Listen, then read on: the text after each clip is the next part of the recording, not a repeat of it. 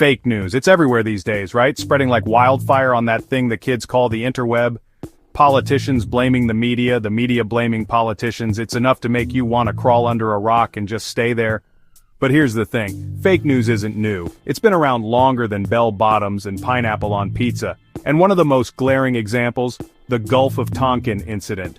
Now buckle up because we're going on a little trip back to 1964. Picture this. The Cold War is in full swing, the US is knee-deep in the Vietnam War, and paranoia is more popular than the Beatles. It was the perfect breeding ground for a little thing called misinformation. And boy, did things escalate quickly. This wasn't just some juicy gossip, though. This was a full-blown international incident, complete with torpedo boats and radio static. Or was it? As we'll see, the truth, as they say, was a bit more elusive.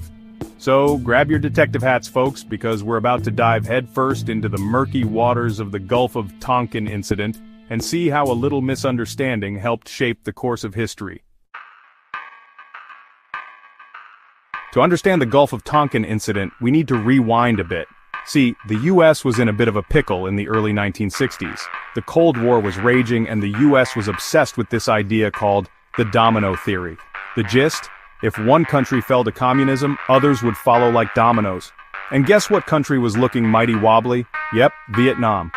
The US was already providing support to South Vietnam, which was fighting off communist North Vietnam. But things weren't exactly going swimmingly. Public support for the war was shaky at best. Enter the Gulf of Tonkin incident, stage left. Now imagine you're President Lyndon B. Johnson. You need a way to rally public support for the war. You need something, anything, to justify ramping things up. And suddenly, bam!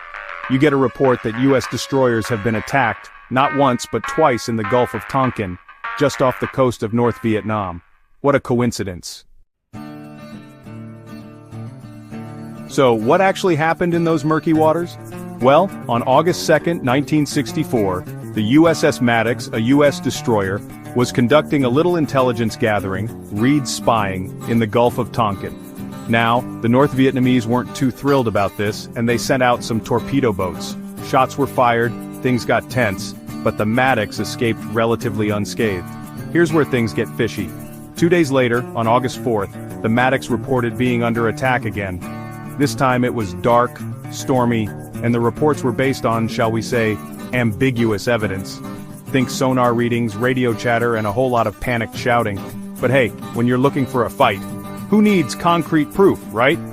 Based on these reports, President Johnson went on national television and announced that the US had been the victim of unprovoked aggression. He used this attack to justify the Gulf of Tonkin resolution, which gave him broad authority to escalate the war in Vietnam without a formal declaration of war. And just like that, the US was sucked deeper into the quagmire. Section 4, the fallout, from resolution to escalation. The Gulf of Tonkin resolution was a game-changer. It effectively gave President Johnson a blank check to wage war in Vietnam, and boy did he cash it. US involvement in the war escalated dramatically. Troop deployments skyrocketed, bombing campaigns intensified, the whole shebang. The American public, fueled by the attack in the Gulf of Tonkin, largely supported these actions. After all, they had been told their country had been attacked, right? Little did they know, the whole thing was about as real as a $3 bill. The Gulf of Tonkin incident became a rallying cry for the war hawks. It silenced dissent and created a climate of fear and patriotism. Anyone who questioned the official narrative was branded unpatriotic or worse, a communist sympathizer. Sound familiar? Section 5, Declassifying the Truth, the Pentagon Papers, and McNamara's admission. For years, the official narrative about the Gulf of Tonkin incident remained largely unchallenged, but in 1971, the truth started to trickle out, thanks to a little thing called the Pentagon Papers. These classified documents, leaked to the press, revealed that the US government had misled the public about the incident. Shocking, I know. Remember that second attack on August 4th, the one that happened in the dark and was based on shaky evidence? Well, it turned out that it probably never happened, at least not the way the Johnson administration described it. Oops. Years later, Robert McNamara, who was Secretary of Defense during the Gulf of Tonkin incident, admitted that the second attack never happened. He called it a tragic mistake based on inaccurate information. Tragic for whom, Bob? The hundreds of thousands of people who died in the war that was escalated based on this mistake? Section 6. Echoes of the Past, Fake News, Then and Now.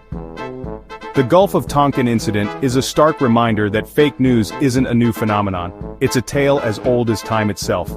It shows how easily governments can manipulate information to achieve their goals, and it highlights the devastating consequences of unchecked propaganda. Fast forward to today and we're still grappling with the same issues. Social media has become a breeding ground for misinformation. Algorithms prioritize engagement over accuracy, creating echo chambers where people are only exposed to information that confirms their existing biases. It's a recipe for disaster. But here's the thing, we're not powerless against this onslaught of BS. We can learn from the past. We can be more critical of the information we consume. We can demand better from our leaders and hold them accountable for their words and actions. Section 7. Conclusion. Lessons from the Gulf of Tonkin. The Gulf of Tonkin incident wasn't just a historical event, it was a cautionary tale. It showed how quickly misinformation can spiral out of control and how devastating the consequences can be. It's a reminder that we should always be wary of those in power, especially when they're trying to sell us something. So the next time you see a sensational headline or hear a politician making bold claims, remember the Gulf of Tonkin. Remember that things aren't always as they seem. And remember that the truth, like a good bowl of pho, is often more nuanced and complex than we'd like it to be. Stay vigilant.